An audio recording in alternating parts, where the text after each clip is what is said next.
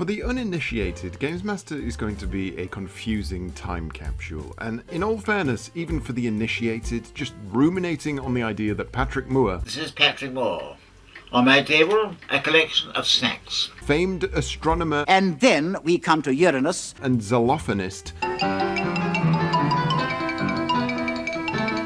was the frontline icon of the show. As a cyborg head giving out tips and cheats and demanding players complete challenges. It's all a bit of a fever dream. A very 90s fever dream. Each episode of the show featured game challenges, reviews and features at a breakneck pace in a very lads shouty way. It's picked up by John Tosh, and John does it, Rob Steve Hyder picks it up, he's got the bus, he takes a shot! Often dressed in a bizarre gothic sheen that somehow all managed to work, making the show feel like a football match taking place in a church with the ball swapped out for joysticks and knob jokes. Holding all of this together was a Scottish man whose septum was likely a dash of powdered string by the end of the 7 series run, Dominik Diamond. Each week on the show, we'll be reviewing new games, giving away exclusive tips and cheats, and casting our eyes over the latest hardware and software developments. Apart from that one time it wasn't Dominik Diamond, but that's for a future discussion. We begin our journey at 6:30 p.m. on a Tuesday evening, all the way back in January of 1992. A new year begins, and so too does a new series. Thank you very much and welcome to GamesMaster, television's first ever video game magazine show. Especially designed for people out there who find Pictionary pointless and Kerplunk a waste of marbles. Tough crowd. Dominik sets up the show's features for the day, and the GamesMaster himself wastes no time in providing us with the first challenge. Well, I've decided to be gentle with you, this being our first coming together, and I've come for the decidedly cute Super Mario Bros. 3. Your assignment is to collect 50 coins in 2 minutes on the familiar first level of the World 1. Now, anyone who's ever touched a game before will realise that this initial challenge is laughably easy, but the kid with curtains bigger than Balmoral's windows who's been tasked with completing it isn't exactly an expert, so feel free to get increasingly annoyed by everything he does in-game. So you're quite confident about the challenge? Well, sort of confident. That doesn't bode well, does it? Co-commentary on this pointless challenge is Jazz Rignall of Mean Machines magazine, and between them they certainly say words. And he's off, so collected coins is the name of the game, Julian. He's knocking him out of these mystery blocks. Is this the best way to go about it? Yeah, what he needs to do is actually pick up the mushroom and convert himself into Super Mario, which essentially gives him 2 lives. If you get hit, That was absolutely top-class mushroom collecting. Well done, lad. Well done. Seriously, though, if they're this impressed by this display of prowess, they're going to be absolutely shitting themselves when he picks up a leaf. If he can Oh my word, there's the leaf, just as we spoke about it. Well, no, maybe not. Leaf clearly not as exciting.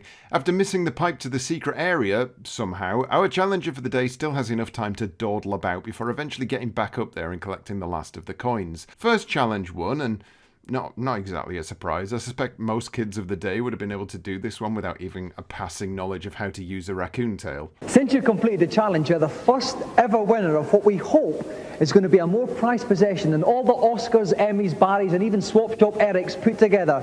You have won the first ever golden customised GamesMaster joysticks. Again, for anyone who didn't grow up with the show, this is the thing everyone wanted.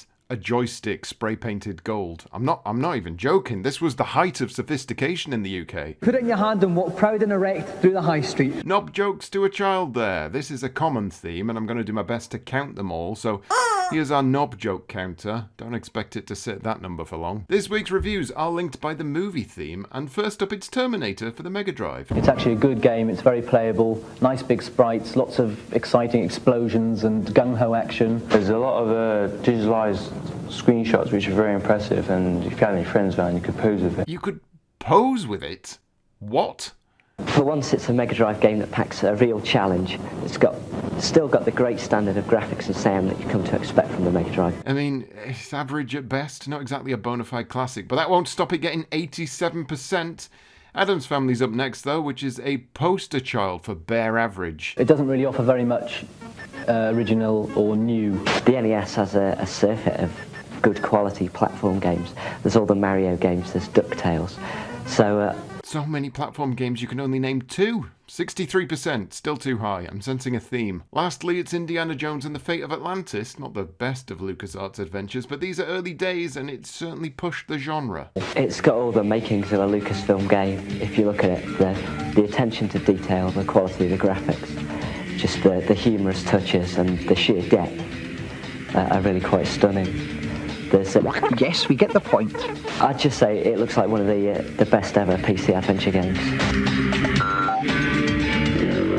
Yeah, seems about right. On to the first of a bizarre set of features that absolutely ooze the year 1992.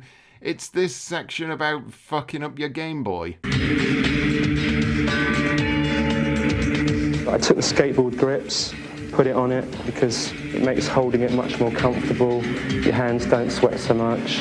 And I put the essential Stussy sticker on there. Said with zero enthusiasm, like all good artists. But still, at least he had some sort of practical element to it, like skateboard grips. I'm not sure the Game Boy needed them, but let's give him his due because this next woman is as mad as a box of turds. I'm a toy collector, so I have loads of bits of toy and animation and colourful things. A Game Boy comes into this world naked, and it's just begging to be designed. It's crying out to be scribbled, drawn, smashed up, and designed all over. Just a fantastic reminder that the 90s were absolutely brimming with drugs. Next up, we have the first of our celebrity challenges. Manchester United Europe is the game, and our man of the hour is John Fashanu, because of course it is. You could switch your TV over at any hour of the day in the 90s and John Fashanu will be on TV. Good evening. Well, if you're away from home for the weekend, it may be wise to travel back this evening, or certainly first thing in the morning. You have a choice. There's an exit there. 70 contestants lined up for this series, so let's meet the first two of this brand new series. I thought I got some chips on my shoulder, but this guy's got more. Wow, I like this guy. We'd like to know what you think. Is it possible that Elvis Presley might be alive? You would always have some ones who would try and overthrow the king, but that's okay. Tom Watson is the co-commentator on this one, and he's got some excellent advice for divorced women. Move on and find another man. Not sure what that has to do with a good game of football, but if anyone was expecting a good game of football from Manchester United Europe, they were sadly mistaken. Liverpool's 70s team moved them right to left. And Liverpool on the ball quite quickly. Simon got a tackle in straight away there. Defence is solid there. John certainly coming in with some good tackling, but I think what both players have shown... touching. Again. Chris Lawyer gets the ball up, sends it to midfield again, but Man United defence is solid there. Gary Pallister picks up. Oh no! And there we go. The half-time whistle blows, it's still 0. Well, it's all very tense here indeed. The longer this episode goes on, the more Dominik Diamond is turning into Thomas Dolby. John Fashanu under the covers again. Oh, it's Austin Well, what a good goal, Dominic. That really showed how to use the width of the pitch. That really showed how to use the width of the pitch, says Tom Watson, as our challenger accidentally slides into the ball and just happens to have a man standing on the other side of a keeper who doesn't understand the importance of getting back up after diving. Concentration from John. Dennis Law hits the crossbar. What punishment? What punishment? John Torshak, what an amazing counter-attack from this Liverpool 1970s team there. Boom!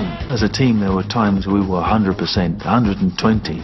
No, let's not. 200% physical. And that's how you bash the fash. The match ends with the ball just sat there as neither player can get to grips with how to move a man toward it. Excellent finisher, a real game of two halves, etc, etc. Okay, well, John's got every right to be unhappy because he's missed out on the chance of our fabulous golden throbbing GamesMaster joystick.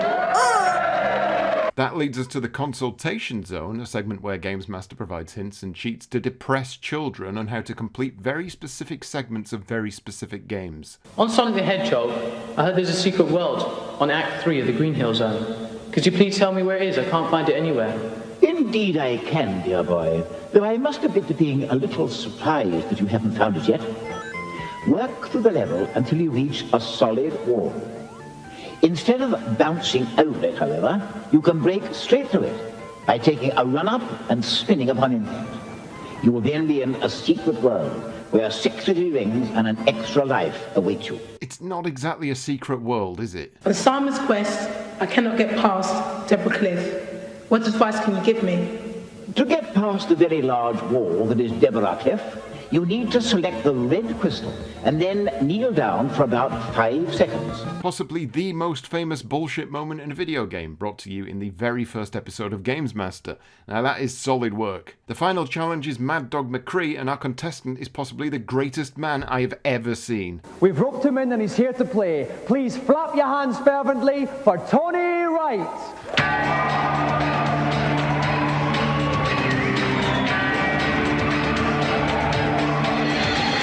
Welcome to GamesMaster, Tony. Now, Tony, I look at you and the word mature springs to mind. Not the word I was thinking of. A lot of people are going in there to use these machines as sort of stress relievers and so on. It's good after a hard day's work to unwind a bit. Okay, well, I've had a hard day myself. Let's hope you relieve my tension, Tony. Is that a knob joke? I feel like he was inviting him to wank him off. Is the editor of Computer and Video Games magazine, Tim Boone. Tim, welcome to GamesMaster. Hi, Dominic. Now, Tim, this is a very special game. Do we have a special challenger there? Oh, I think so. Yep, definitely special. Okay, Tony, are you ready? Ready. Load your pistol and come out shooting. Howdy, stranger. We need your help. Mad Dog McCree's gang is taking over the town. The mayor and his daughter have been taken hostage out to Mad Dog's hideout. Sheriff, he's locked up in jail. We're going to have to get him out to help with the gang. Can you help? Good. One more important thing. Hey, old codger, don't tell me. There comes the first bad boy. This man has never had a prouder moment in his life.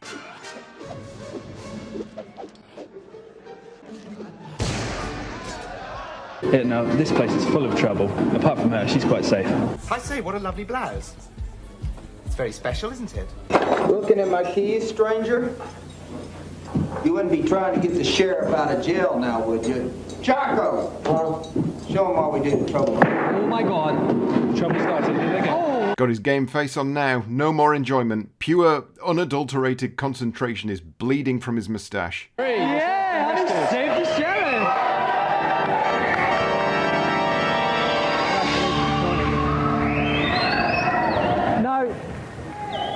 Now, Tony, that was incredible shooting there. Was there any point in the game where you thought, this is a bit tricky? Well, it's never an easy game, you know, it's always a bit difficult, but it was okay. Well, Tony, we've got very big news for you. To commemorate your famous shootout at the GamesMaster Corral, we'd like to award you a special coveted golden GamesMaster joystick. Another joystick handed out, and that's the end of episode 1, which means it's time for episode 2, where the GamesMaster sets up today's first challenge. First off the starting blocks, an endearing young fellow by the name of Sonic the Hedgehog. Your task? You have 2 minutes to collect 150 rings or more. I mean, this is just the Mario challenge all over again, really, but at least Sonic has a chance to lose his rings, and the number of rings on the level is pretty close to the target, so I suppose that's something. And taking this one into his hands is UK favourite Big Boy Barry, so named because he's a big boy, and he's called Barry. Now, Alex. Oh wait, no, he's called Alex. Okay, fair enough. We originally set you 150, but you asked it to be increased to 160. Why was that? Because it was just a great challenge, and I want to show everyone that I'm the master. So. Right, but you think you can even do that in 2 minutes? Yep, no problem. It's so cool. Pick up an invincibility shield before you take them on. That's my advice. Okay, is our competitor ready? Yep. Then, Alex, your 2 minutes begin now. He's not doing too bad. As you can just see, he curls up in a ball when he jumps, and he can actually kill the baddies. It feels exceptionally quaint to hear something like this explained on TV, the fact that Sonic can indeed jump into enemies to kill them, as though this is a foreign concept that folk wouldn't have understood. So he really can't afford to miss any whatsoever. Okay, well, he's coming up in 30 seconds. He's doing... Oh my god, he's up on some roof there. He's got an extra life and he's collecting rings. He's up to 76. 76 rings, 47 seconds squad. He's doing remarkably well. Halfway through the amount of rings. Yeah, he's doing very well indeed. While he's got that shield, it protects him. He can collide into a baddie and he won't lose the rings. Very, very useful. And now he's going in here looking for some more rings. Here, there's not 10. And he's got 160. He's got to get out with 25 seconds. He's out. He's got it!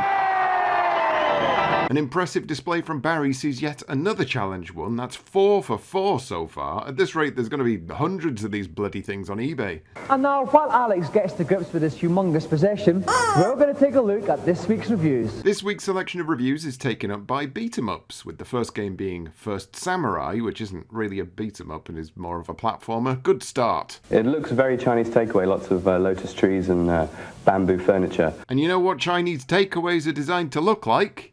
China. Good job this is a game about Japan then. But underneath all this colourful exterior, there's a real good game. Why does McCandless feel like he's saying this under duress?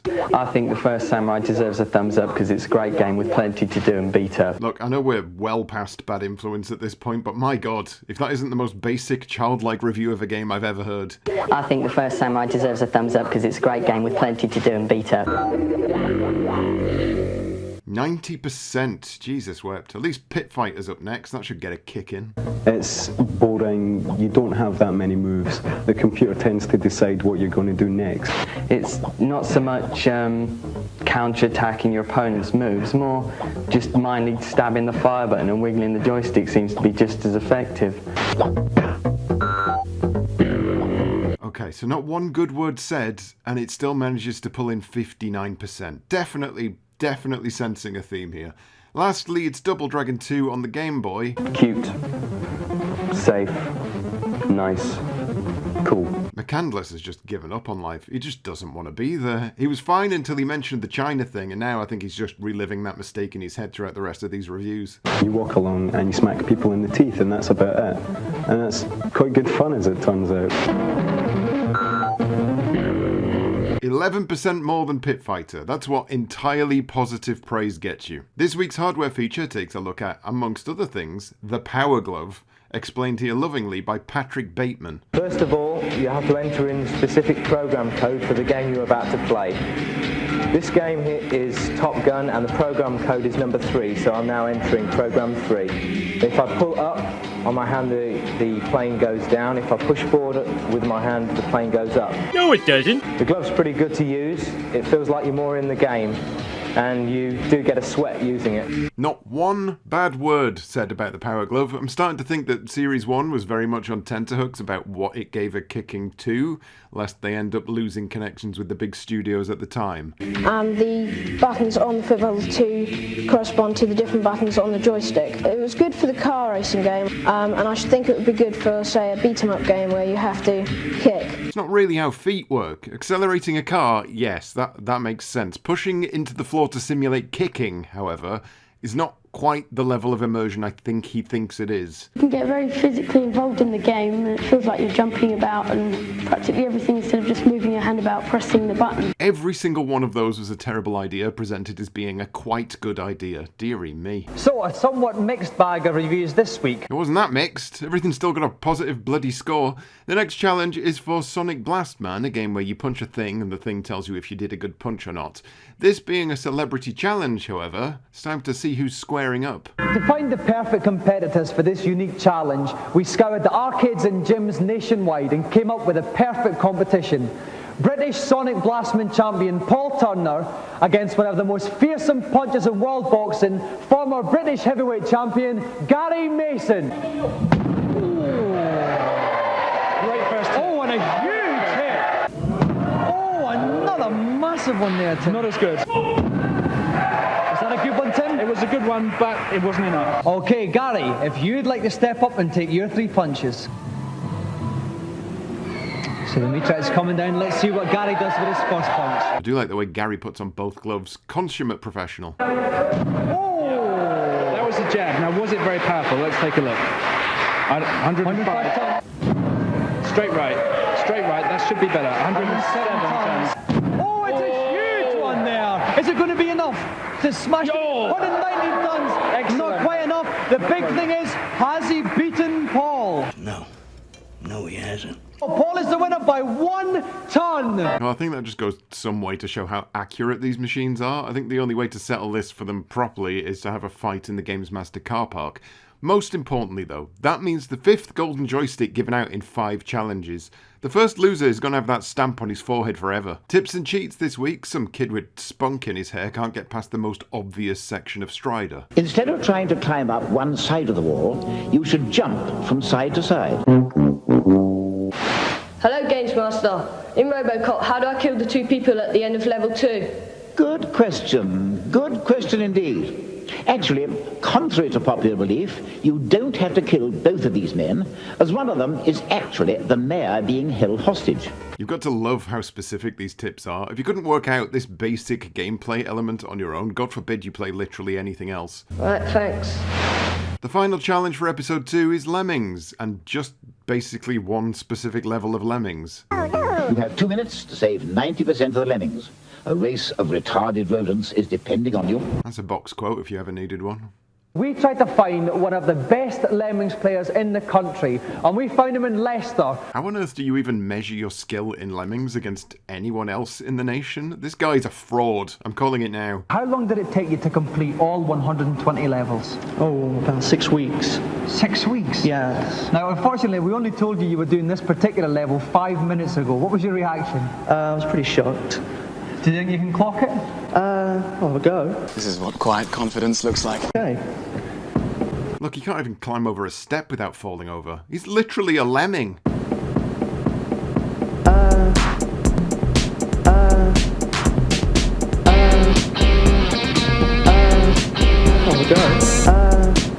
have a go. Okay, well, let's see if Robert's up to it. Robert, are you ready? I'll have a go. Then start saving those lemmings. There are a number of safe compartments on the way. What it's going to do is make sure that all the explosions only take his lemmings through the safe compartments and not the ones with the deep fries. Oh, no. Jesus fucking Christ. 74, 75, let's go for 91. 80, you want a great one.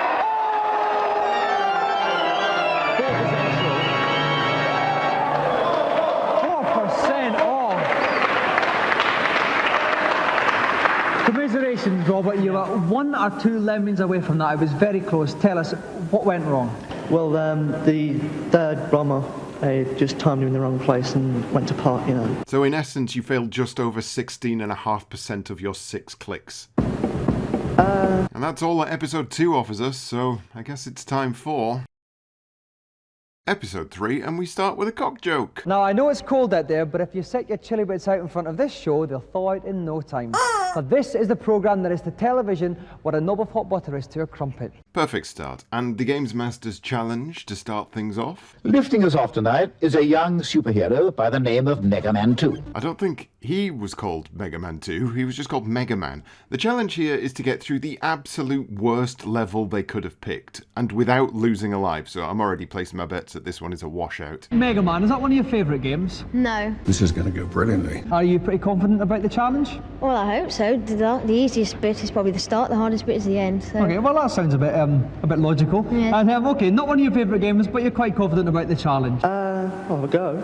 Julian? Yeah, so they track you along a lateral movement, and basically if you don't shoot them again, they'll come down on your head and... Oh my God, he's just been wiped right into the lava, but he's picked himself up quite well as the young man from Muswell Hill.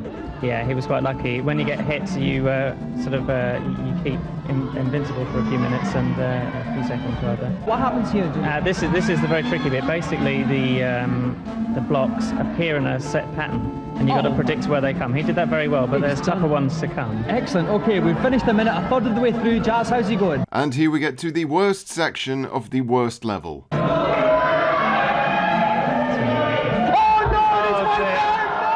Yep, called it. Nick, commiserations, you were doing so well that all of a sudden you slipped into a gaping chasm down to the pits of hell. What happened? Well, I've had a lot of trouble with that last time. Every time you jump, it doesn't appear. Every time you want it to appear, it doesn't every time.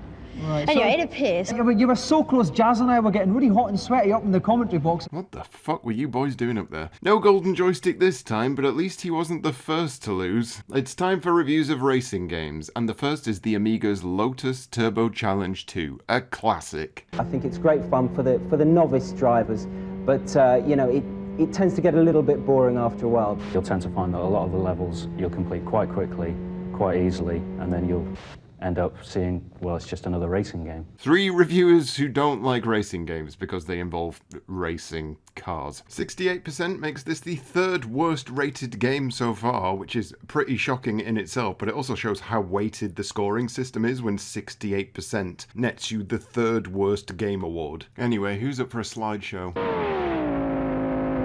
Very sophisticated, certainly for the Nigel Mansell, certainly for the serious racers. It's very fast indeed and plays excellently. Absolutely smart with a capital S, basically. I mean, it's just like being there. My goodness. I guess we'll round out with the Master System. Master System doesn't cope with 3D racing games very well indeed, but it's quite fun, if a little jerky at times. The graphics aren't fantastic. In fact, at times they're a little bit crap. But yeah, it's quite a nice game. The worst game reviewed on GamesMaster so far. Poor Outrun Europa. An exclusive sneak preview this week is all about Dune, explained to us very slowly by Carl Sagan's Ghost on Ketamine. The Harkonnens are mining spice. Spice is the most valuable element in the universe. Dune is the only planet to contain spice, so it's Paul's mission to get rid of the Harkonnens so he can mine the spice. The game is very, very much like, we call it an interactive movie. Okay, interactive movie. That's a phrase anyone can understand. I hope he doesn't then go on to explain what interactive movie means. That means that the player is actually taking the part of Paul, and it is very much like playing inside a movie. It's Celebrity Challenge time, and this one is on a boring tennis game, so presumably they'll bring in a boring tennis man. And here to pound their balls along the baseline tonight, we have Saeed Hersey from Mile End, and he'll be taking on former British ladies #1, Annabel Croft. Oh, wait, they brought in a boring tennis woman. It's a good job woke wasn't invented until 2015, otherwise the internet would be on fire right now. You've got quite a formidable task here, up against the experience of Annabel Croft. How are you going to handle it? Mostly by luck and probably by the hits I gave her. Well, probably not worth resorting to physical violence, it's only a game. What follows is the world's worst game of tennis, a game that no one has ever enjoyed watching, and anyone who thinks they enjoys watching it is lying, and probably can't even protest because their mouth is full of strawberries. Anyway, the tennis woman wins. Nobody cared. Commiserations, Saeed. You looked to be out of the game at one point, but fought back only to see it slip out your grasp again. What do you think was the crucial factor?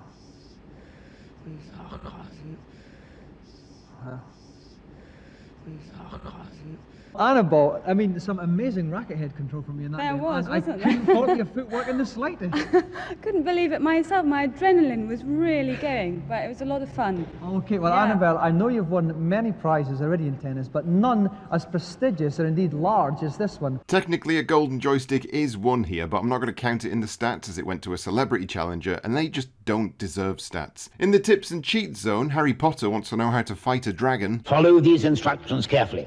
You will need to jump on top of the 5th block of the level, a white one, then squat for 5 seconds. When this happens, punch him, and he will eventually die. Right, thanks a lot. I wish you success with this one. Right, on to the next, please. Hello, GamesMaster. In Turtles, I cannot get off level 3. What shall I do? My, you are behind, aren't you? Now listen carefully. To get off level 3, you need to rescue Splinter, who's in the building at the center of the map. Defeat Megaturtle, and you'll go on to the next level. Thanks very much. Wait. That wasn't a tip. That was literally, I can't complete level 3, what should I do? And his advice was complete level 3 to complete level 3. Bollocks to you. The final challenge, which is automatically going to be more interesting than tennis, it's Zoom, actually, a game that is marginally less boring than tennis. This time there is no set challenger. They bring up some contestants from the audience. So if there's anyone out there who fancies their chances at the Zoom challenge, please thrust one of your arms up into the air. Oh my word, now we have quite a few people here. Let me see, how about you, sir, with a sensible haircut? Yes, you'll be lovely. Oh yes, there is a young man there. We'll have you. And now one more, let's hear that lovely young lady at the back there. That's our 3 contestants. Give them a round of applause. Okay, welcome to GamesMaster. What's your name? Scott. Scott, hello there. And our second man up. George. George, that's nice to see you, and our lovely lady contestant. Dolat. Now, I think I feel like a bit of a boy-girl-boy situation, so Scott, if you play first, with Dolat in the middle, and George, you can bring up the rear. Threesome jokes to teenagers. The 90s were a wild time. A wild, morally dubious time. Boy 1 fluffs it pretty early on by walking into the one enemy he had to avoid, so it's on to... wait, what was she called? Now, Neil, what tips can Dolat glean from Scott's lacklustre performance there? Dolat? Well, Scott took a gamble. He realised that time was running out, so he just went for it, threw caution to the wind, and unfortunately got chomped by a ghost. So what Dolat's got to remember is even no matter how short time gets, Dolat? there's no point running into a monster. She's just got to keep well away from them. Exactly, so Dolat's got to play it safe. Are you ready, Dolat? Does Dominik even know what she's called? He's pronouncing it different every time. That's right, if she can keep doing what she's doing, which is going from the top to the bottom, back to the top again, the monster can't keep up with her. Oh no! And just as we thought she was going well, Dolat gazumped as well. Never mind, she's fucked it. They can stop trying to say her name now. Dolat, your challenge is over. Please make way for George. Dolak? Now, Neil, was there anything positive about Dolat's performance? Dolat? Not for Dolat, no. But what George can learn is that you must jump. George, that's easy enough. He's not got much competition considering the shite performance of the previous players. In fact, I think he's already beaten the last 2 players before I've even finished this sentence. Yeah, otherwise that would have been useful. But my word, he's got half a spoonful there. He's got 12 seconds left. This is going to be very, very close. 10, 9, 8, 7, 6, 5, I don't think he's going to make it. He's not going to make it. Oh, and he got eaten at the last minute. Bought it. Disaster. Oh my word, he was so close, but George has been scoffed. Oh wait, they weren't even competing. They had to complete the entire thing individually. That's an exceptionally tough challenge with no practice and a tight time limit.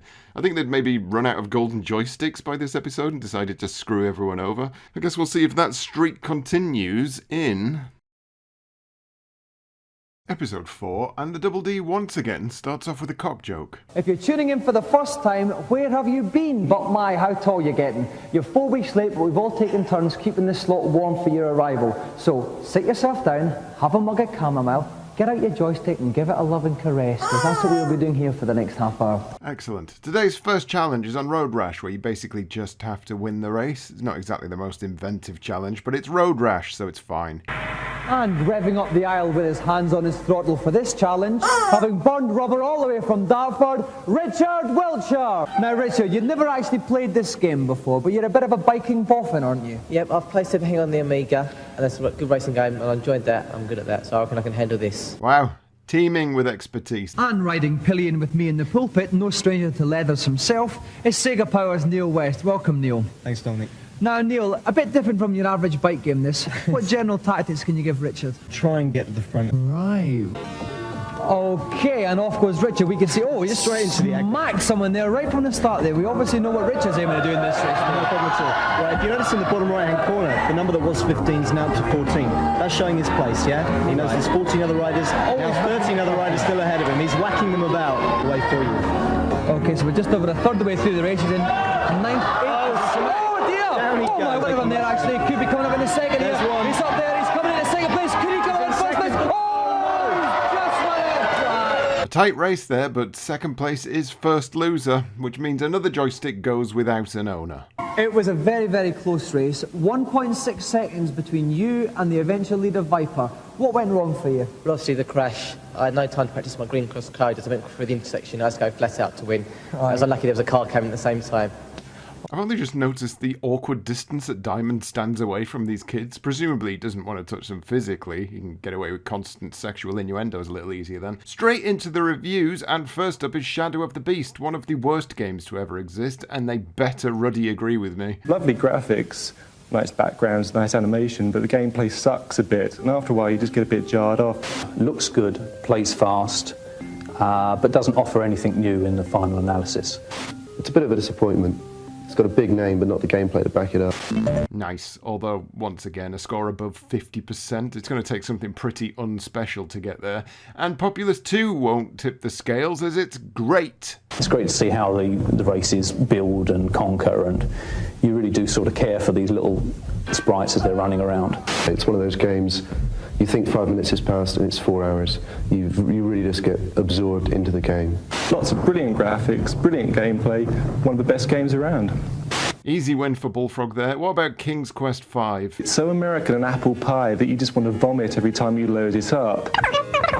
There's no sex, no violence, and absolutely no fun, I'm afraid. What games have you been playing? 62%, that's probably about right, I don't care. This week's feature takes a look at Sega's marketing plan against the evil Nintendo empire. I think Nintendo probably take a more Unilever type approach to marketing, which means that they are probably more conservative. We like to do things which are a little bit off the wall and a little bit rebel, because we feel that the Sega brand needs to be seen to be street cred. Everybody's gonna be like, shit, Sega it's so street. If any one man is responsible for the street cred appeal of Sega's hardware, it has to be Jimmy, the swarthy game-playing star of Sega's campaign. Well, can't play Super Monaco all day long.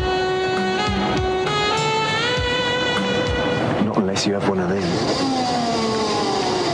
Jimmy is a hero. He always gets the women. He's brilliant at playing Sega games. If he played pool in the pub, he'd win. He's probably got a Harley-Davidson bike, and he's probably a brilliant surfer in California. So with all those things, I think every man would love to have those qualities. If you love Jimmy so much, why don't you marry him? It was horrifying, because we got it so horribly wrong. Our character was long-haired, rough, a bit dirty, and all the kids came back saying that they thought that sort of person was a bit of a granddad, really. I'm assuming that advertising campaign wasn't exactly a massive hit, as I didn't recognise a single thing from it. It was basically a Levi's advert with a Game Gear thrown in at the end. Jimmy is a hero. He always gets the winning. He's brilliant playing Sega games. Play pool in the pub, he'd win. He's probably got a Harley-Davidson bike, and I want to bang him. The celebrity challenge for this episode is Heimdall, which I've never even heard of before. And who do we have throwing virtual axes for today's game? Now, the competitor on this challenge requires a steady throwing arm and bags of confidence. Who better than the greatest darts player in the history of the game, 5-time world champion, Eric Bristow? Of course, there is no better person I can think of to play a game about drunkenly lobbing sharp objects at a board. You've come out with a good few 9-dart finishes in your time, but you're playing with a different set of arrows tonight. How confident do you feel? It's different, isn't it? Okay. Who's this in the commentary box, though? Joining me in the pulpit hockey is our very own resident expert, Dave Perry. Dave, welcome. Hi. Now, Dave, this is a very tough challenge. It is a tough challenge, yes. He's only got 2 minutes to do it in. I've seen Eric practicing. He's getting pretty good at it now, but it's all made harder by the fact that his crosshair's wobbling all over the place because the character he's playing is supposed to be fairly drunk at this moment in time. Okay, well, let's hope Eric can steady his Viking hand then. Well, these two seem to be getting on well. I hope nothing happens to spoil that friendship. Let's see how Eric gets on with this random-ass game. So that's his 2 minutes off, Dave. Oh, he starts off whacking her in the head. Great start. Look at that, she's back in. Allows the pass all over the place, stuck the blades back up. Great start. Okay, well, he hasn't had the best of starts. He hasn't got a great start yet. Oh, and he's hit ahead again. Great start. 25 seconds left. Come on, Eric. Oh, there's just 2 more. He's got about 20 seconds left. Come on, Eric, we know you can do it. Oh, he's getting... You really have to be very close, Dave, on this. He's doing the right thing. He's doing it. Just keeping going. Oh, he's got one left. One last and there's 11 seconds left. 10 seconds left. Just missing Count it down. He's going to get it. 6, 5, 4, 3, 2, 1. He throws it. Oh, and he's just out of time. You know what? He failed, but that was probably the most exciting challenge so far. Still no joystick for you, Eric, which is just as well, as I wasn't counting the celebrity joysticks anyway. The last plat there was about in the double 16 area, which is usually your favourite finish. Different, isn't it? Tips and cheats this week include, of all things, the boss on the 2nd level of Altered Beast. You kill it the exact same way you kill everything else. Hello. Definitely been dressed by his mother. I've been trying for hours, but I cannot kill the wart in Mario 2. Could you help me? Simple, dear boy. Catch the vegetables which come out of the pots and throw them at Wart. 6 vegetables in his mouth will defeat him. So far, the vast majority of these tips are just play the damn game. I'm starting to wonder if they'd ran out of ideas before they'd even begun. Straight on to the final challenge, and the last chance in this episode for someone to actually win a joystick. It's Panzer Kickboxing, which looks gash. For this challenge, we have a bloody family battle, more vicious than the Ewings of Dallas. A brutal brother-sister punch-up. Please welcome Jason and Lisa Posel. Okay, well, someone's definitely going to win a joystick today, then. And joining me at the ringside pulpit is Tim Boone from Computer and Video Games Magazine. Tim, welcome. Hello, Dominic. Now, Tim, what kind of a fight are we going to see here tonight? I think I'd be very surprised if we don't see a very dirty fight. Panzer Kickboxing is all about, basically, there are very few rules. You really go for it. You can punch your opponent, kick your opponent, and if it helps you at all, you can even try biting them. Right. I mean, there are very few rules here. I'm going out on a limb here, but I don't think those are the rules of actual kickboxing. Now, in this fight, Jason is in the red trousers playing from left to right. Lisa's in the blue trousers. I'm down already. Taking a tumble already. Jesus Christ, Lisa, get your oar in. And Lisa's down again there. Jason certainly knows how to use his kicking, basically. Those feet are flying. He's not using his fist very much, but those feet are quite devastating at the moment. And so Lisa's taking some punishment here. Oh, gets a lovely blow to Jason's midriff there. This is the worst fight I've ever witnessed. Oh, nicely on the other side of her opponent. And they're just ducking and weaving all around, dodging each other. Oh, Lisa connects. Oh, and Jason's down to 1.5 lives here. This is getting very exciting now. Oh, and Jason strikes back with a flying roundhouse kick, which leaves Lisa flying. Lisa just needs one big kick or one big... And he's down! I think Lisa's done it! He's being counted out. I don't know if he's going to get up from this. Is he going to get up? He's just up from that. And there's 7 seconds. Oh, he's down again. I think he's out for the count here. And the referee is counting Jason out. They're selling advertising on the soles of his shoes, basically. Well, I don't know how the fuck she managed that. She spent most of the match on the floor. Jason, you were well ahead at the start, but then Lisa started fighting back furiously. What went wrong? Well, I think at the beginning I was using tactics more. No, you weren't. That's Lisa with a golden joystick, though I'm not sure she deserves it. They must have just got a fresh shipment in and needed some storage space. Anyway, that's that episode done and dusted. So I guess it's time for... Episode 5, and guess what? Thank you very much, and welcome to GamesMaster, the show which has made the 6:30 slot its own and is responsible for more sprained wrists than the lovely Julia Roberts. Yeah. Let's get straight onto the challenge then. It's DuckTales on the NES, in which you, once again, just have to complete a level. Though anyone who's played a Disney NES game will know they're not exactly a pushover. Well, so have you been practicing very hard at the game? Very hard. And you're very confident about the challenge? Very confident. Well, I'm very pleased to see you are, because I think it's a very tough challenge, to tell you the truth. It gets quite tricky in some points. Yeah. Okay, well, wish you all the best, Scott. If you'd just like to go and plonk yourself down in a hot seat there, and get ready to start the game. Okay, well, we've got every confidence in our Scott. Are you ready then, Scott? Very hard. Off you go. GamesMaster has this weird disparity with its challenges where some kids get to practice for weeks on end and other kids get thrown in with no prep time whatsoever. This 2-foot-tall strawberry wastes absolutely no time in smashing DuckTales, but then if you had time to practice one single level of a game, you'd be hard-pressed to fail. Got 45 seconds left to go. There's a big rope. I think he's going to go, but he's got up the rope. He's bending it. He's got 30 seconds left.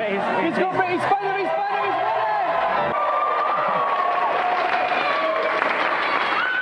Okay, Scott, so if you take that back to Manchester with you, I'm sure you'll have hours of enjoyment with it. Scott Andrews.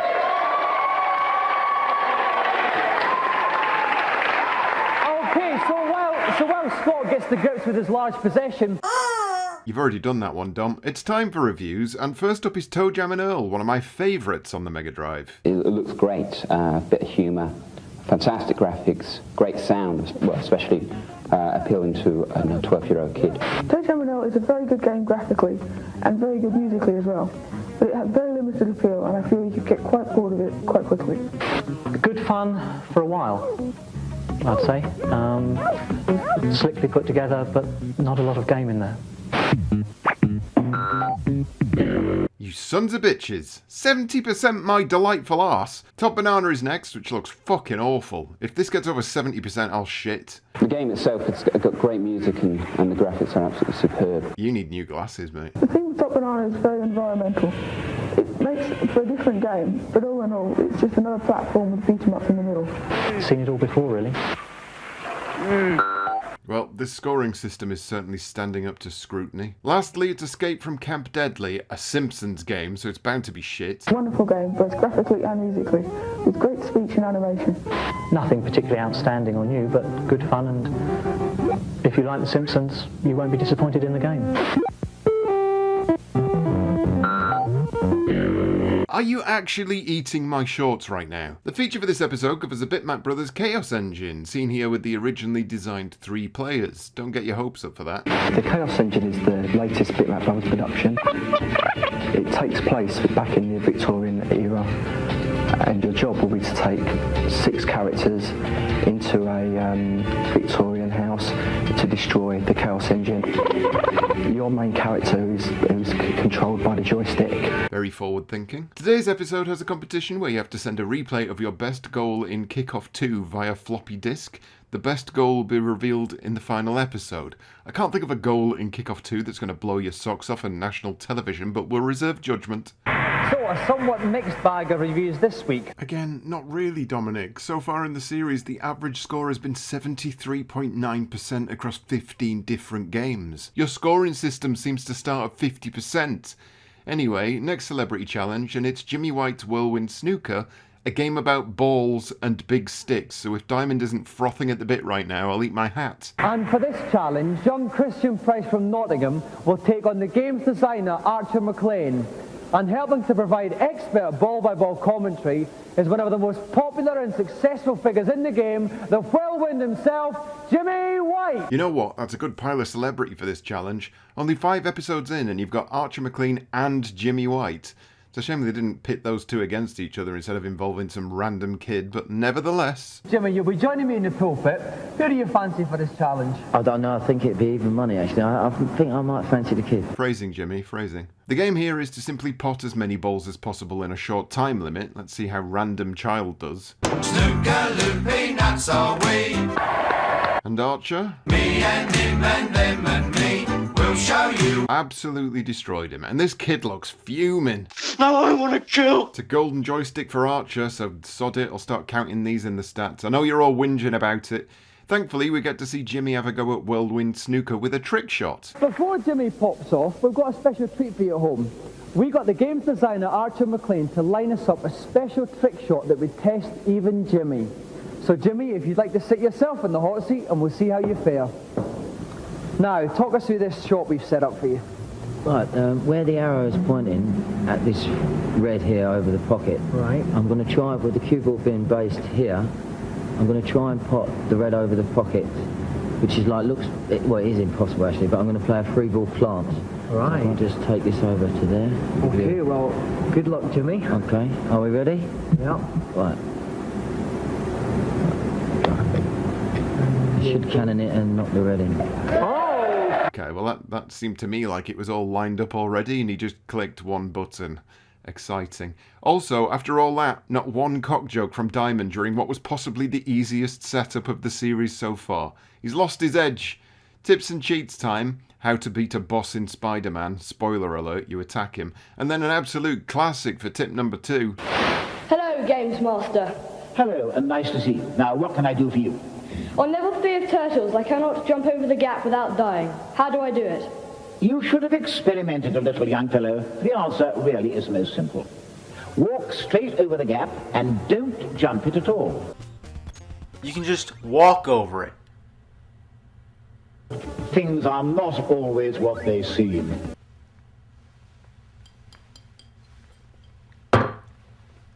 Cowabunga. Right, on to the next piece. Hello, GamesMaster. My son gave me Shadow of the Beast 2 for Christmas. Your son hates you. That leads us to the 3rd challenge of the episode, and it's... Neighbours?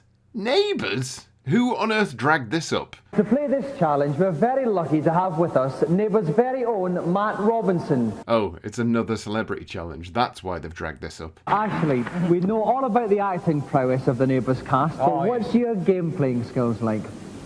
Not very good. Well, I'm not bad. I have like a video game thing at home, you know. A video game thing, spoken like a true games player. And joining me in Lassiter's pulpit is GamesMaster's very own game-playing expert, Dave Perry. Dave, welcome. Hi, Dominic. Now, you were saying to me earlier, you don't fancy Ashley's chances much at this. I don't at all, no. I don't think Ashley's going to get too far in this game, really. I think Dave Perry may well be onto something.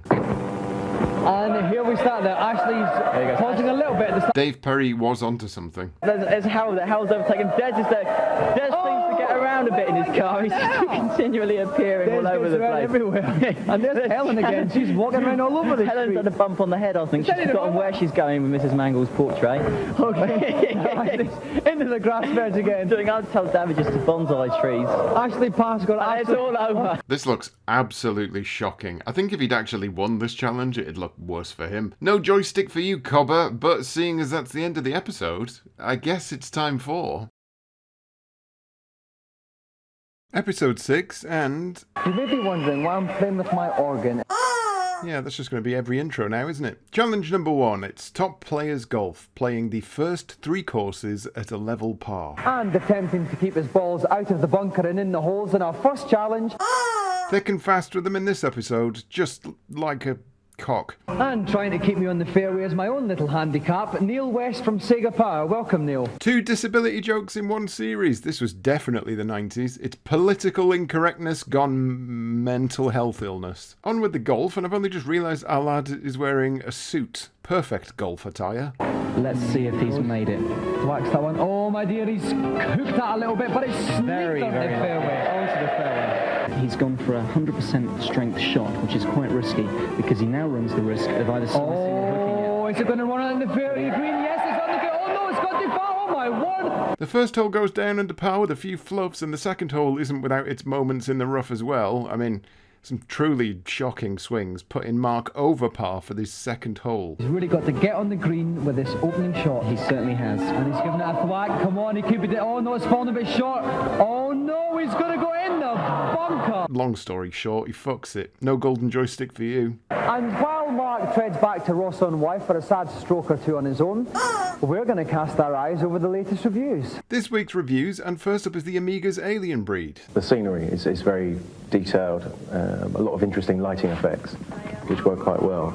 I enjoyed the game, but basically it goes on the same, like shooting the monsters. The same monsters appear all the time.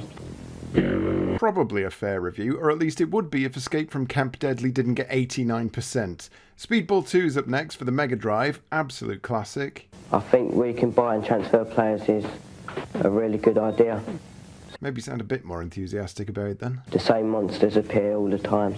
I'd definitely recommend it. If you've got a Mega Drive and you've seen the Amiga version and interested in it, then you'll still find it a wholesome game that you can really get stuck into, even if there are a few presentation quirks that don't make it quite as good. Yep, another first score, but again, Camp Deadly. That score is going to haunt every other review. Wing Commander 2's next. Incredibly boring to play. 59% there, putting it on par with Shadow of the Beast and Pit Fighter as the joint worst games of this series. Oof. It's time to take a look at the new Neo Geo coming to our Island in the Rain. Most consoles claim to have arcade style, arcade quality graphics and sound. With the Neo Geo, you've actually got an arcade machine. If you possess your own Neo Geo, you can go and play the game in the arcade, save your game position on a credit card, take it home and continue playing at home. Quite why you'd want to do that, I don't know. The machine itself is very impressive. It's got the capability to put over 4,000 colours on screen at one time, and its 24-bit processor is the most powerful available at the moment. If you're feeling rich and you're feeling like the most powerful machine available, then the Neo Geo is the one to have. I don't think I knew a single person who ever came close to owning one of these, but my God, I would have been all over it. Although at £100 to £150 a game, I'd likely not get much of a look in with my pocket money. A couple of stonking games there. They're all stonking games on this show, Dominic. We've been through this. The celebrity challenge for this episode pits someone against Ski or Die, so which famous skier are we going to line up for this one? Well, our next 2 competitors are particularly suited to this game. Game players extraordinaire, as well as being masters of the piste. They're also 2 of the nation's most favourite DJs. From Capital Radio, please flap your hands fervently for Pat Sharp and Mick Brown. I'm sorry, what? It's wacky, it's fun, it's crazy, it's outrageous! Well, I've been a joystick waggler for quite a few years. I was once arrested for it, but ever since I took up this, I've found that you can't get arrested for it, so it's been quite a few years. Okay, now Pat, we know you're a games fan as well, but you're also quite a big skiing freak also. Yeah, as you said, Dominic, you know, going on the piste is fun, but it's the old après ski that I prefer, just taking it easy, but I'm going to give it my best shot today. Okay, now I know there's a bit of rivalry between the 2 of you. I have to ask you, Pat, can you take Mick? I'll have to ask my wife first. Jesus Christ, this episode's turned into a carry-on film. Take your first jump. Mick's obviously going to try and get as much speed as he can, Tom. Absolutely, he's going to wiggle that joystick like crazy to get so that when he hits the end of the slope, he's off into orbit. Oh, and he's up high, it's a dappy and a double wobby split. He's going to straighten up, he's straightened up. What an opening jump from Mick Brown. Very, very nice jump indeed. Reasonable effort from Mick on the first go, but he's absolutely rattled by jump 2. Oh dear, and the crowd don't like that one. But he scored remarkably highly, Tim. Why was that? It was a very clean jump. And the third is just as shite. And landed. That's a safe jump. A safe jump, quite a low score, but it could be enough, an average of 13.0. Well, Tim, Pat's going to have his work cut out to match that. No, I'm afraid that's not true.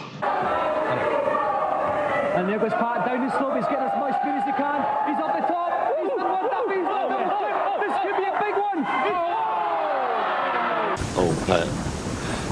What have you done, Pat? And he's going down the wrong way, he's approaching the lip. It's a nice, pretty nice lip. One daffy, one flip, two flips. He's going to straighten up here now. And Pat's bombed down the wrong way. He's given it all this time. He's up in the air. He's done one backflip to the top, one daffy. He hasn't straightened up. Oh, he's straightened up just in time. He got too cocky for his own good, which is very on brand for Pat Sharp. The golden joystick goes to Mick for a lackluster skiing competition against the man with the golden hair. Tips and cheats this week, we get, once again, how do I kill a boss in a game? And the solution is to kill the boss. I've been told there's a warp on level 1 of Snake, Rattle and Roll. Fucking hell, inside voice! Inside voice! The last challenge for this episode is Brat. They're really scraping the bottom of the barrel with some of these choices. You have to complete level 5. You just have to complete level 5. That's it. Must be. Now, I think this is an incredibly tough game. Are you confident about it? Just slightly, not very much though. Right, have you been practicing a lot though? For a few days. Why so nervous? Are you scared? Joining me again as co-commentator is the lovely Tom Watson from Renegade. Welcome back, Tom. Evening, Dominic. Tom, what should Michael's general tactics be on Brat? Right, okay, Michael, are you ready? I'll go. Get guiding that baby. Okay, what's the first obstacle he must overcome here then? Well, the first thing for Mike to watch out for, Dominic, is the shot, which we can see in the bottom right. What he's doing at the moment is he's picking up as many of these items as he can find. He'll need to use a lot of them later on. This is the slowest and most boring challenge so far, and I think our challenger's face sums it up here. I'm bored. 6 hours later and he fluffs it at the last hurdle. He's put a stop token down, he's missed it, and there he goes. Put a stop sign down in the wrong place where I wanted to stop, and the dog obviously came after me where I should have had a bone, so I kept going instead of stopping. Right, well you had the bone but didn't quite get a stop sign in place. Yeah. Well, have you enjoyed yourself anyway, Michael? Yes, it's been great fun, yeah. Well, we've certainly enjoyed looking at you. I think Jimmy White's rubbed off on him. Anyway, that's another episode boiled in the bag, and with only 4 episodes left, it's been a real mixed pile of shocking review scores and challenges that focus on games no one would even want to play, let alone watch. Will that continue? I guess we'll find out. It's time for Episode 7, and no cock joke to start us off. We're maturing, so we get straight into the first challenge. RoboCod is, unfortunately, the game of the day, and the goal here is to get 50,000 points in 1 minute. Probably easy enough? I don't know. Who the fuck looks at points in RoboCod? Who even plays RoboCod? And I think our audience here are looking a bit restless for some serious action. So what we'll do is throw out this challenge to them. Oh, no one. They've gone out to the audience for a random selection challenge. Lovely. Who have we got here? Mark Wright. Mark Wright, rock legend. Okay, and next we have? Julie Marlowe. Welcome to GamesMaster Julie, and finally? Claire McNeely. Okay then. 3 children of wildly varying sizes there. Rumour has it that this lad is now 18 feet tall. First to take the challenge is someone who's clearly never played this game before. Okay, off we go in 60 seconds, 50,000 Straight back for that star. That's a fairly hidden star. She did well to find that straight away. That'll give us some extra energy and stop her getting killed quite so quickly. She doesn't want to get stuck under there because those spikes will kill her. Gotta say, it was painful to watch. Halfway through the challenge, and she's... Rough. The big green giant's up next. Okay, so off goes Matt toddling along. He's done that first leap successfully. He missed the little star that Claire found earlier. Okay, but he's got all these points here. And he also used that telescopic body. Jesus, these kids are useless. Fire button, Mark. That's it. I can't watch this. Stay on this platform now. Oh, what you made it? Oh, when it's... Oh, go. Like, horrendously useless. Last up to the table, one of the borrowers takes on the challenge, and she doesn't have to do much to be the best contestant here, although based on the last two, I'm not holding out much hope. Okay, Julie's made a good start. She's got the straight back this time. I give her a bit of extra life. She has to jump over these spikes. I can confirm that I was correct in not holding out any hope. So far up onto this. Yes. She wants to hit a few of these. Okay, she's going to jump up and hit them. That's it. A bit harder. That's it. Get that penguin. Oh, and she's over half. She's only got 20 seconds left. She's going to get the next one. Very, very quick. She's got much quicker. She's only got 15 seconds left. I've never watched anything more frustrating in my life. Well, sure, ours did better than anyone else, but they were all spectacular failures, and we go without a joystick yet again.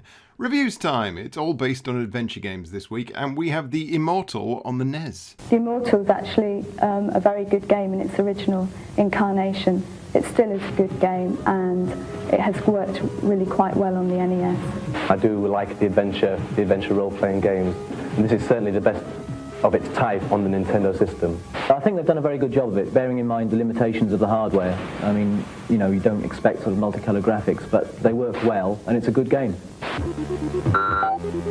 Never heard of it. Up next is Monkey Island 2, minimum of 90% surely. For playability, it can't be beaten in my opinion. There's a lot of amusing text in there, and it's a very, very strong title indeed. It's funny, it sets a nice level of challenge, and it's very addictive. It's brilliant. This game is so brilliant that I want to run away with it and marry it. Well, you can't do that. Highest rating of the series so far? I think that's fair, though they're not really leaving themselves much of a ceiling for anything else at this rate. Lastly, it's Heroes of the Lance. A good role-playing title, good, very sound graphically, a little lacking in the sound. What a confusing sentence. A good sound, role-playing sound. Very sound graphically, a little sound. Frankly, it's sound. Yeah, it looks a bit cack if I'm honest. 65% is probably about right. That makes it as good as Top Banana. Eesh.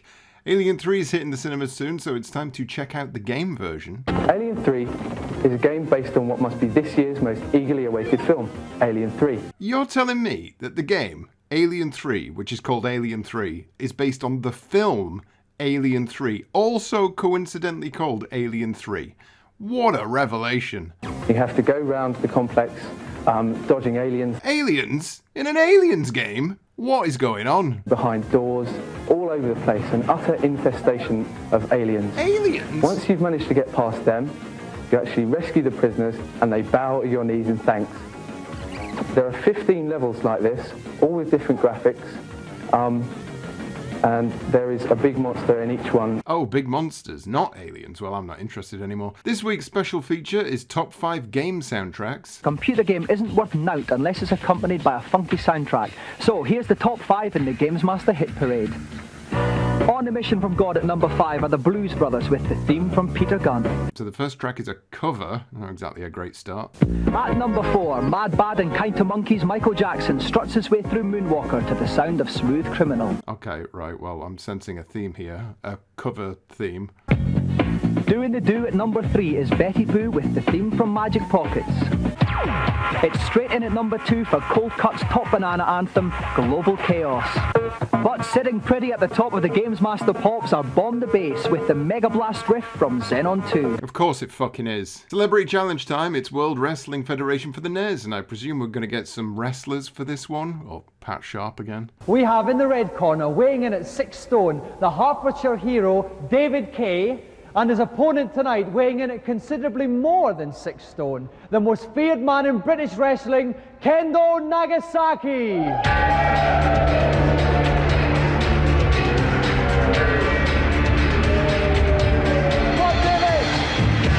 David, welcome to GamesMaster. Now, how do you fancy your chances against the man who has pasted Big Daddy in the past? Great, now you're against Kendo, or can I call you Ken? Okay. I'm Lloyd Ryan, Kendo's manager. I'm afraid you'll have to talk to me because Kendo won't speak to anybody. Okay, then one perhaps you can answer then. How do you think Kendo will rate against an opponent somewhat smaller than he's used to? Well, I wonder what our audience has to say about that. With me at ringside, as always, is Jazz Rigno. Welcome, Jazz. Hiya. How do you see the fight going between young David and Big Kendo? Use kicks and punches. Right, and in fact, David has actually taken the character of Pat Sharp, round 1. And Hulk Hogan, oh, a flying kick misses Kendall completely though. Kendall's pacing around, he's dodging him. Kendall tries a flying kick and he misses it. Hulk gets it, Hulk gets it through, Hulk gets it through. Hulk going to try and body slam. Oh my goodness me. Hulk misses completely with a flying kick, misses with a punch as well. Slams Kendall down, he's looking to get him for the... Oh, and he's got an elbow drop. Kendo's looking a bit shocked there. What an exciting start to this fight. He's doing well. He needs to get in there. Oh, he's going up the post. Oh my God, he's going at the for post, starting a flying leap. Oh, and he's just missed the flying leap. Yeah, that was the old Hulk splashdown. Oh, he's got him again. What a tremendous player this Hulk Hogan is here. I'm not sure Kendo knows that he has to press buttons to attack. Nagasaki's out of energy. All he needs to do is pin him now and it's all over. He's got to get in close. He's got to use A buttons. 15 minutes into this match and Kendo manages to punch a child, but it's of no real use as he's pinned about 10 seconds later. That was a shocking display of absolute incompetence. May as well have just skipped this and sent the kid a joystick in the post. What have you got to say about Kendo's defeat? I haven't got to say anything about Kendo's defeat. I think we've been conned and we're not staying in here. Well, I think I've been set up fairly badly here today. Time for tips and cheats then. This cowboy wants to know where a whistle is in Zelda, and this member of Cypress Hill wants to know how to get past a level in Strider. Both games have already been in the tips section prior to this. Clearly they're running out of games to talk about. It is a little known fact that only 20 games were released by 1992. Final challenge then, Thunder Force 3. Complete the Siren level on the hardest difficulty. Not an easy one. I hope our challenger is confident. Now, in this game, you're on the planet Siren on Mania level. It's going to be pretty tough, isn't it? Yeah. Well. How do you fancy your chances? I'm not exactly confident, but I'll have a go.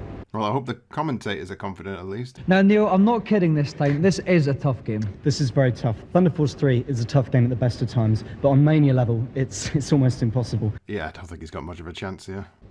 Off he goes. Okay, lovely triangle water, but it's going to change quickly, Neil. It certainly will. Oh, he's bought lost one a life already. He's chosen not to at the moment. There he goes. Oh, he's got it and he's lost it already. Got it, then he lost it. Tricky. Just got to keep a cool head and keep going. Oh, he's bombing again. He's missed an extra life as well. That was a big mistake. Oh my God, mutant lobster with a Barry Sheen helmet on. He's got to kill this thing off before he passes it. Oh, too late. He'll now get a shot from reverse. He's fighting out of his derriere. Oh, he's dodged them quite well. He dodged that very well indeed, but the trouble isn't over yet. Oh no, he's on his last light now. Things aren't looking good for Jeremy. Too much going on screen, but he still isn't out of the woods. He's aiming in the wrong part to destroy that. He is. He won't hit him on the helmet because the helmet's invincible. Okay, that was well done. Lovely manoeuvring there. Oh my God! Did you put any practice into this game at all? No joystick for you, Sunshine, and most surprisingly of all, we come to the end of an episode and there wasn't a single knob joke.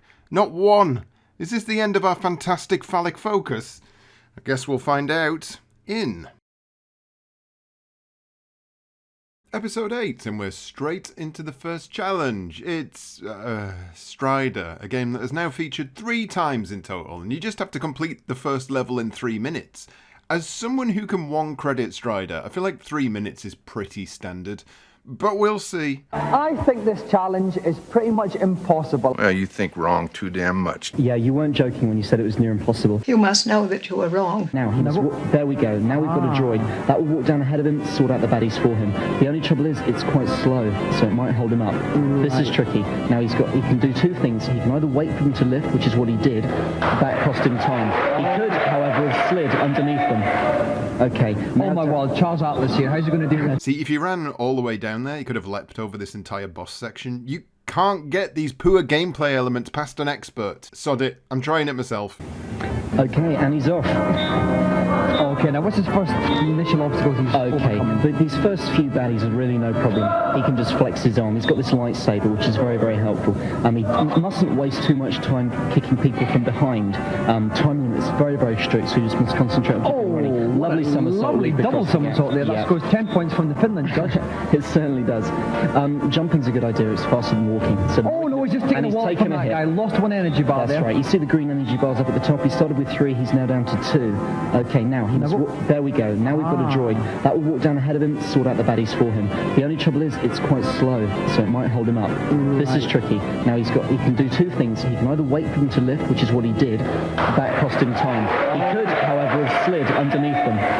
Okay. Oh my God, Charles Atlas here. How's he going to do that? Now down to the first boss. There's a definite method to this, and he's got it. You wait under there, and you just hammer him. Okay, well we're coming up to 1 minute. minute gone. He's got 3 minutes to do this challenge. He's doing very well indeed. Climbing up again, takes that. Now he's got the droid below him and he's got the eagle above him. That should take care of a lot of the baddies. Oh, what's this horrific, humongous thing coming? Okay, it took a hit. It took half a hit. You see one of the energy meters is down to red, so he's got 1.5 left. Climbing up here, that's there you go. He's got an extra energy bar. Oh, humongous! But he lost it again. He lost it again. Okay, he's not doing too bad at all. He's down to half energy. He's about halfway through. Okay, 1.5 minutes as well. He's halfway through his time. He got another energy bar, and if he grabs that, he'll have a big sword. Now, he mustn't waste too much time getting that. Okay, down the hill. Okay, he's leaping to save time. Oh, very good move. Cleverly leaped over the spider. Well, he knew that was coming up. Okay. Now, where are we now? Right.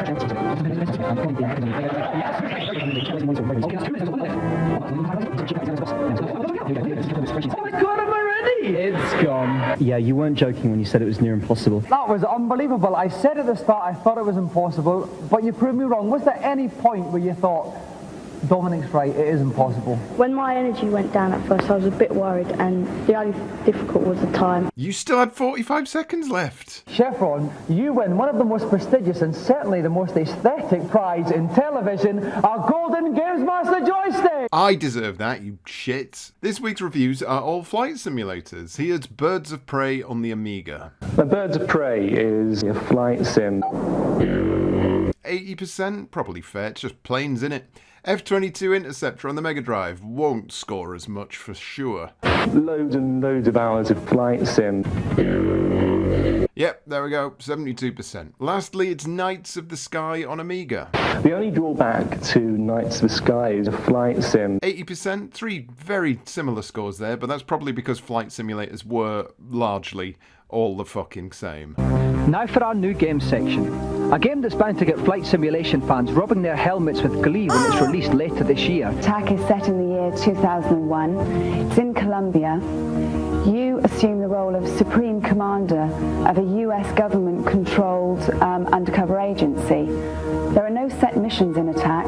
There's just one overall objective, and that is to bankrupt the drug barons of Colombia. Ambitious sounding, but once again it all looks very, oh, I see you're a flight simulator. This one came out to middling reviews at the time, so I suspect that's what everyone else thought as well. Ho-hum, let's move on to the Celebrity Challenge, and this time it's an SNK baseball game. Will they import an American baseball player over to our shores for this challenge? To play this challenge, we are very lucky to have World Neo Geo Baseball champion Emily Cash, who will be playing a husband who by some strange quirk of fate is a pretty big hitter himself, 1987 Wimbledon champion Pat Cash. Of course they fucking won't. Also, I refuse to believe that his wife just so happens to be a world champion in Neo Geo Baseball. The only information I can find out about this are Wikipedia articles which churn out Diamond's words to the letter, leading me to believe they've lifted the information direct from this episode. So, I guess we'll judge her on her performance? And just to be clear, I'm not doubting this because she's a woman. I'm doubting this because I refuse to accept anyone wants to play a baseball game long enough to get good at it. With me in the commentating box is Tim Boone from Computer and Video Games Magazine. Tim, welcome to the ballpark. Hi, Dominic. Now, general tips for our two players today. 1 innings each, they've got to score quickly. Absolutely. Well, Pat's up to bat first, and he's got to hit it as hard and fast as he can. Yep, that's baseball. With just 1 inning, there's no time for mistakes. He's got to go for those home runs. Yep, that's baseball. Emily's got to pitch well, field well, which means catching the ball whenever possible, and coordinating her fielders at all times. Yep, that's baseball. You can't catch for shit. You can't catch for shit. You're the best in the world, but you just can't catch for shit. You're gonna lose the match, cause you can't complete a catch, cause you're shit. Pat hits it again. The bases are loaded. He's coming in for another home run here. And this is looking... Oh, my goodness, got 1 inning. Could we get a second? Yeah, I'm not convinced she's got this. 5 runs for the tennis man. It's time for the world champion of Neo Geo Baseball to give it a shot. You're gonna lose the game. You're gonna lose the game, cause you lied about worldwide fame. You can't catch for shit. You can't catch for shit. You're the best in the world, but you just can't catch for shit. You're gonna lose the match, cause you're shit. Oh, you're supposed to hit the ball, not tickle it. fucking hell! Pat is the winner. 5-0. 5-0 against the world champion of Neo Geo baseball. World champion, my balls. Emily, commiserations. You started off pitching like a dream, but then Pat started banging you all over the ballpark. What went wrong? Well, I think my girls, they couldn't keep their eye on the ball. I think they had their eyes on the other team.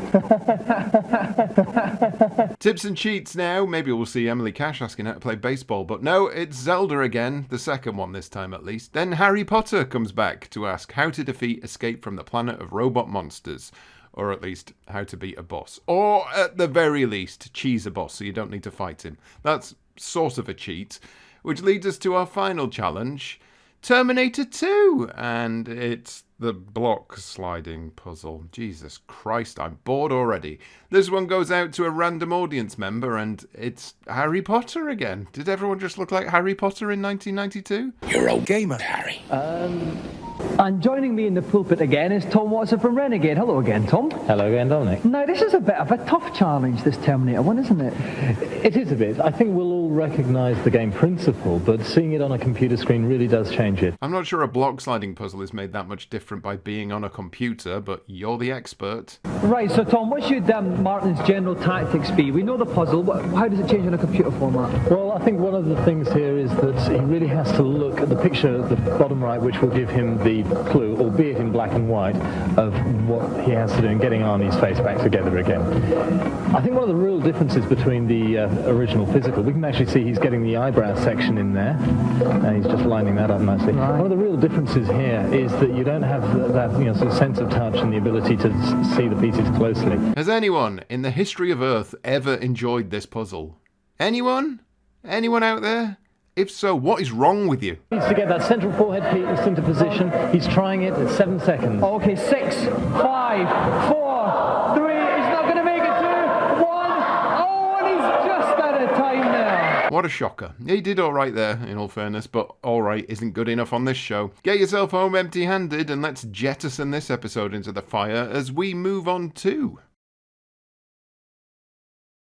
Episode 9, and the cyborg astronomer gives us golf again, though this one is decidedly zanier, as it's zany golf. It looks cack. Here's a father and son team to take on the zany challenge. Welcome to GamesMaster, Nigel, and welcome, Adam. Now that's a strong dad look if ever I've seen one. If I can start with you, Nigel, it's very good to see, how shall I say, the older games player on the show. Who plays the most games in the house then? Oh, he does, definitely.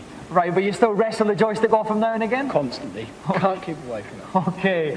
Now, Adam, how do you fancy your chances against your dad? Who usually wins at the games? Well, usually it's me, but sometimes my dad can win it. It depends what type of game it is, really. Okay. Like father, like son. Now, Tim, where's the hole in this first screen? You can't actually see the hole on the screen here. It's actually hidden towards the bottom. But to get there, what Adam needs to do is to put the ball down the chute, which you can see marked by the arrows, to get to the bottom, which is exactly what he's just done. I see. So where will that come out It's then? rolling out of the lighthouse, just behind the wall. All right, so quite a safe first shot. Safe first shot. Very zany. If he hits it really hard at the top, he can actually go through the windmill for bonus points, but I don't know if he feels that confident about it. Oh, no. Come on, Dad, this is shocking. But here comes Adam here going trying to sink this putt with this one. He's got quite a lot of strength on his mouse bar there. It's very, very tense here indeed. Oh! The face of a winner. The hole is somewhere over to the right. You can't see it on the screen. If you make a mistake, you can end up in completely the wrong place. Okay. It's very important that you get this right. And basically, to get it right, you have to go over the first wall and rebound with the second. This is the least zany golf I've ever seen. Hole number 2 sees Dad win and Adam is bereft. How could you do this to me? You destroyed my life. Good dadsmanship, I like it. Teach them to lose at a young age. Well, now, Adam, what do you have to say to that? Well, I tried to, but the mouse was still a bit funny. It wasn't like when it was at home. Good lad. You blame your tools. You can keep blaming that mouse all the way home as you walk back empty-handed. The best golfers win the best prizes, and this is no exception, because the winner here has won a special GamesMaster Golden Joystick, and that goes to... Oh, hang on a minute. We've just had a last-minute judge's decision, in fact, and Nigel has been disqualified for being far too old to play video games in the first place. So I'm afraid the golden joystick goes to Adam. Boo! You taught him nothing. Boo! It's time for reviews. This week it's sports. Yawn. First up is John Madden. Doesn't matter which year it was, they're all the same. It's similar to John Madden 91. 28! Hey! Hey! Hey! 95%, Christ alive. That's now the highest rated game on this godforsaken show. Well, time for NBA All-Star Challenge on the Game Boy. That should cool things off. All the characters from the NBA are there. Michael Jordan, Magic Johnson. And which one of them is this then, eh? It's not basketball, it's one-on-one, run about, run up to the basket, throw the ball, and that's it. You've just described basketball. Yeah, 69% is probably about right based on this show. Lastly, we have... Finally, on the Amiga, thrilled to the sound of Leather on Willow and the feel of a googly or two in Graham Gooch cricket. Wiggle,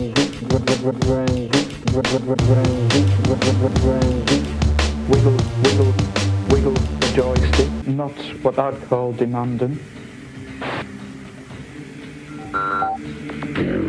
60%, which is a 1 out of 5 on GamesMaster, it seems. Not surprised, but lucky you, it's time for the Kickoff 2 top 3 best goals submitted by viewers. In third place, Simon Reynolds from Harlow. A lovely long deep ball from midfield finds Arnold on the left. He takes it steadily into the middle and unleashes a left foot rocket into the corner of the net. In second place, Ian Hollenby from North London. Victor Bueno picks up a through ball, dribbles past one player, sends the goalie the wrong way and the crowd into rapture. But the winner, who will receive 2 tickets to the Rumbelows Cup final with a delightful move from his own penalty area, is Robert Moss from Hertfordshire. The excitement courses through my veins. It's coming home, it's coming home, it's coming. Football is coming home. Who are ya? Ole, ole. Final blow is our celebrity challenge, so expect a boxing, man. And we are in for some fight tonight. We have 2 very tough contenders for the title. Our first contender is Gary Wilson from Aldershot, and he'll be taking on former British, European and World Featherweight Champion, the Clonus Cyclone, Barry McGuigan. Now Gary, if we could turn to you first, how confident are you for this fight? Have you been training hard? Yeah, I'm quite confident. I've been training really hard, you know, up at 6 every morning, taking the steroids every day. I'm sorry, what? Gary, Barry, you're a bit of a games player as yourself, aren't you? I'm a bit of a pretender. I think Gary here is a bit of an expert, but I've had this game for a while and I've got a Sega. My son's got a Sega at home and we've been playing it together. Unfortunately, he's been knocking me out all the time. So we have young Gary Wilson in the blue shorts playing from left to right, Barry McGuigan in the red shorts playing from right to left. And McGuigan starting off with some punches to the body, some fearsome body blows from McGuigan there. Wilson, will he be able to take it? He's been tested now, but he's punching back at McGuigan. If we look below the players, we'll pick up the energy bars. They're both going down about equally at the moment, Dominik. Some incredible technique on display here. It's got more in common with a drunken bar brawl than a boxing match. Last a second, I think it'll be settled here. McGuigan's in trouble. He's down. And is he going to get up from this one, Tom? I think it looks all over to me, Dominik. It looks all over. I think the young Wilson lad is paying up the Clonus Cyclone. He's not going to get up from this one. That's it, Gary Wilson. That was literally just a game of who pressed the button more. Another celebrity misses out on a golden joystick to a kid in a sweater. Thankfully, the white MC Hammer leads us into our first cheat of the day. Mazes. I'm rather partial to a maze or two. You simply need to explore, young man. Then memorize the correct route. If I remember correctly, now let me see. Left. Why did every NES game have a section like this? Sonic the Spunk Hair comes back and asks for help on Mega Man, and then we have the suavest man alive. Hello, GamesMaster. I always get killed by the Blue Lobster whenever I played Revenge of Shinobi. How can I kill you? For the final challenge, it's time for Shadow Dancer. Complete the second and third level without losing a life, while also rescuing all hostages. Quite a decent challenge, all things being said, and to make things even more difficult... Our competitor has never seen the game before. The reason for this is that we think he's quite good enough, but we have a games-playing legend for you now. Sega European Games Playing Champion, Danny Curley. I think being the best games player doesn't mean you're automatically good at every single game that's ever been made. Now, tell us, how did you become Sega European Champion? Well, Sega sponsored a big national tour and held heats in every city of the country. So I just entered and I won the heats. which sent me to the final. Now, you must practice a lot. How many hours a day do you spend playing games? Well, recently it's been 10 hours a day because I've got a job at Tech Software. You unlucky bastard. Now, Neil, you've seen Curly play a lot of times. How do you fancy his chances on Shadow Dancer? It's going to be tough.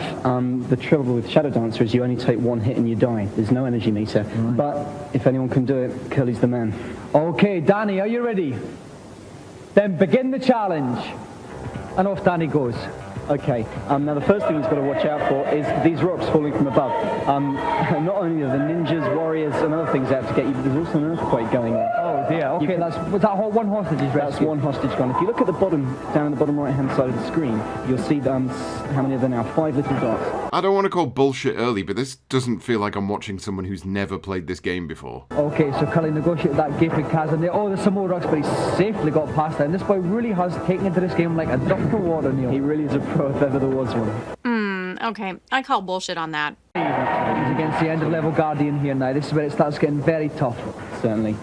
Oh my word, look at all those rocks come pouring down here. Now, Curly at his disposal also has some magic. I don't know whether he's going to choose to use it or not, but it should get some hits on this guy. He seems to be doing okay. Oh, here we go. He's using the magic. Here we go. He can only use this once per stage, so he's obviously saved it till the end. Oh, and he's done it! And he's done it. Yeah, no chance that was his first time. I'm calling shenanigans. That was absolutely staggering. I know you're European champion, but even still, you just breezed through that. Were you worried at all? I cheated my profession. Yeah. But you have won the prize that even legends dream of, the golden GamesMaster joystick! Take that joystick away from him. He's a Tiertex mole sent to make them look good. Well, that's the end of another shit show, so I guess we're just left with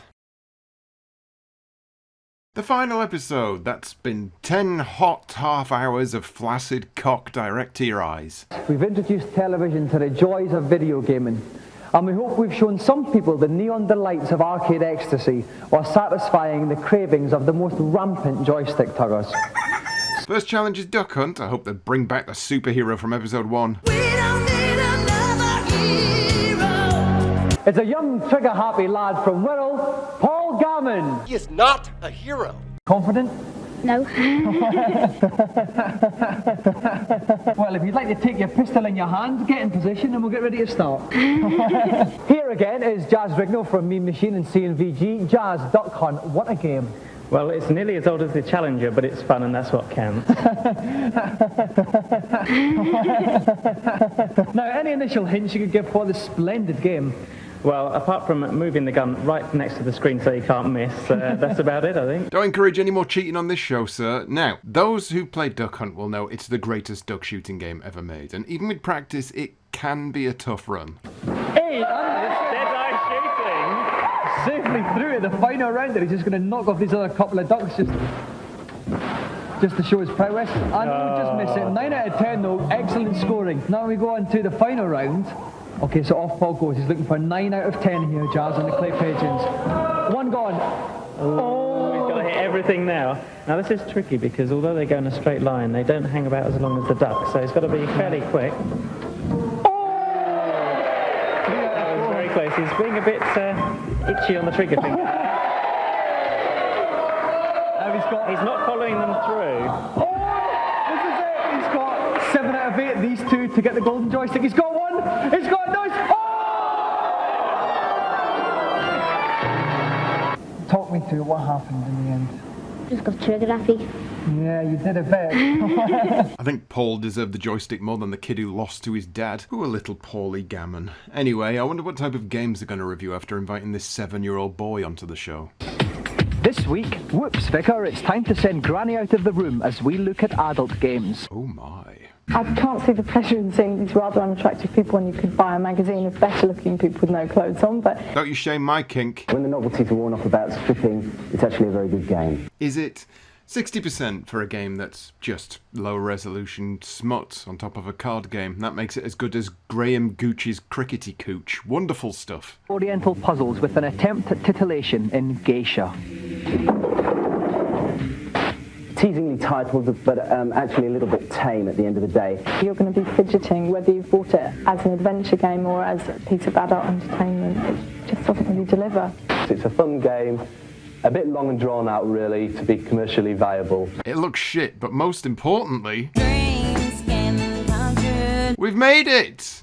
Under 50%. It is possible. You just have to be a barely playable sex game to make it. All hail Geisha. All hail Geisha. Leisure Suit Larry 5 is up next. It's really good fun.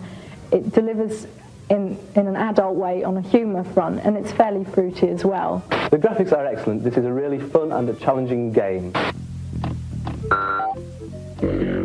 Just as sexy as Escape from Camp Deadly. Wonders never cease. This week's feature, we're taking a look at the brand new Super Nintendo. There can be few consoles that have been more eagerly awaited than the Super NES, which is being released in the spring. People have probably already seen it as a Super Famicom, which has been available on import. It's a really exciting machine with a colour palette of about over 32,000 colours and 4-layer screens, which make for some impressive 3D graphics, 3D appearing graphics. It's possibly the best machine around at the moment. I can't really disagree with any of that, especially as it looks like I'll be murdered if I disagree. This week's Celebrity Challenge is football again. Emlyn Hughes International Soccer, a game I'm sure rings out loud and true in the minds of football fans everywhere. And today's celebrity guest, young Sonny Neya from Ealing, will be taking on the man who named the game, former Liverpool and England captain, Emlyn Hughes. Well now. Now, Emlyn, welcome. Now, this is your game. You must be the pre-match favourite. Well, I think I'm favourite in the bookies' eyes, but I hope that the referee abandons it with all this fog about, because that's my only chance, I think. Now, Sonny, how do you think you'll handle yourself against Crazy Horse himself? Well, I think I play a lot of computer games at home, so I think I could do it. He only thinks he plays a lot of computer games at home, which is very concerning. I must admit, I do fancy Sonny for this game.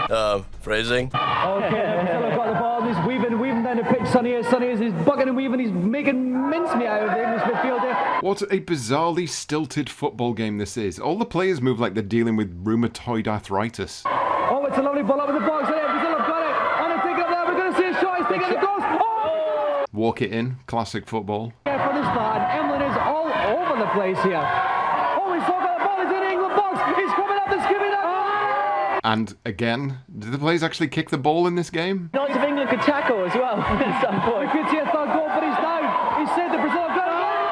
This is something else. Did Emlyn sign off on this? I've got third-degree embarrassment. So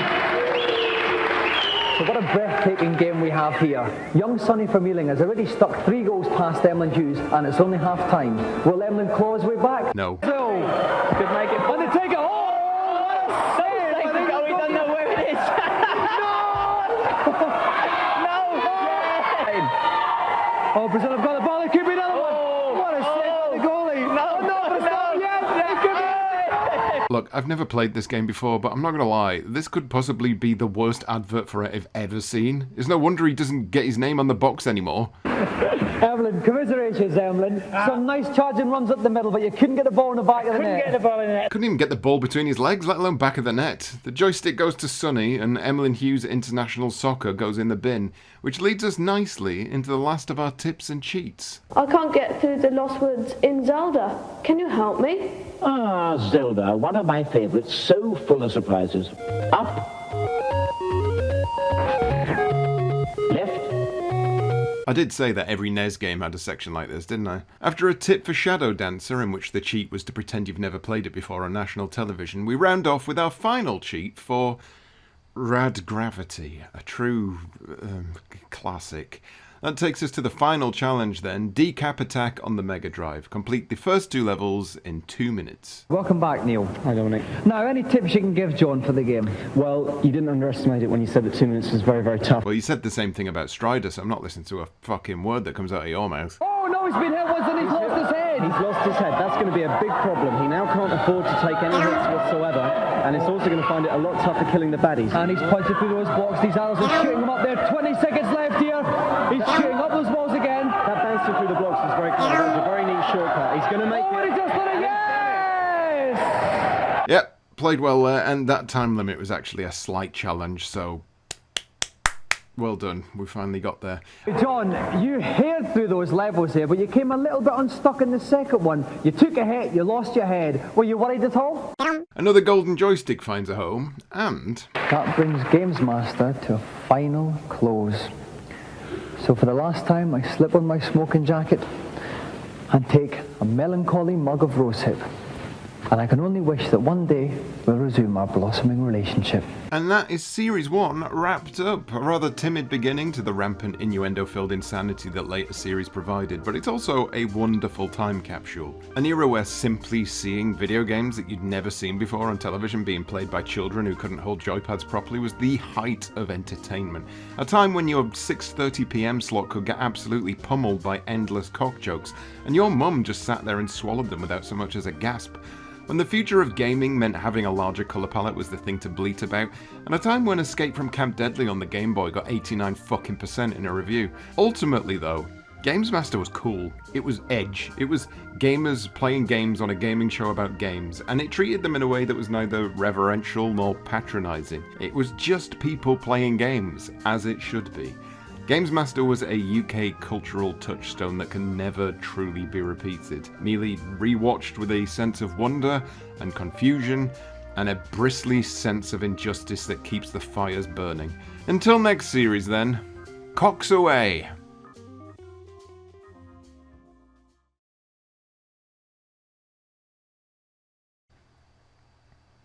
Wait, the next series is 26 fucking episodes? Jesus!